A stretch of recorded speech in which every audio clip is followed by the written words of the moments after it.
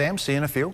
For the first time in 90 years, there's once again a socialist caucus of legislators here in Wisconsin.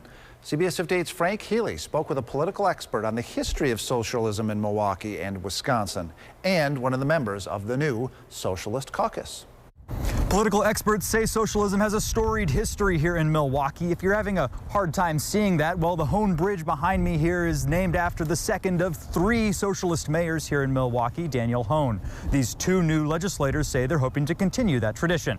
The history of Milwaukee in the 20th century, especially the early 20th century, is really the history of socialism in the United States. Philip Rocco, associate professor of political science at Marquette University, says under socialist leadership, Milwaukee defined many of the features of the city that are still recognizable today. Many of the key infrastructures of the city, from the sewers to the streets to the public parks and beaches, were really the project of socialists. Their activities really garnered the city the reputation for being one of the best run cities in the United States. In the middle of the century, the New Deal, the Red Scare, and McCarthyism eventually slowed enthusiasm for socialism.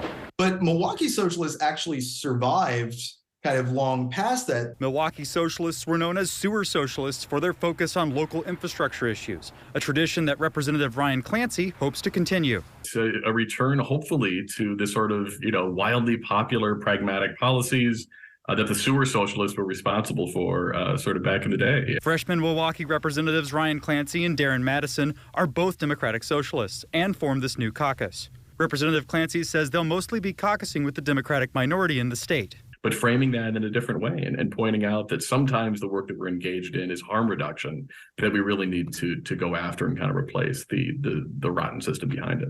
Representative Clancy, also a Milwaukee County supervisor of 3 years, says he's looking to overcome roadblocks he faced locally for the policies they say will benefit working class people across the state, even if conservatives want to say his socialist goals will lead to disaster.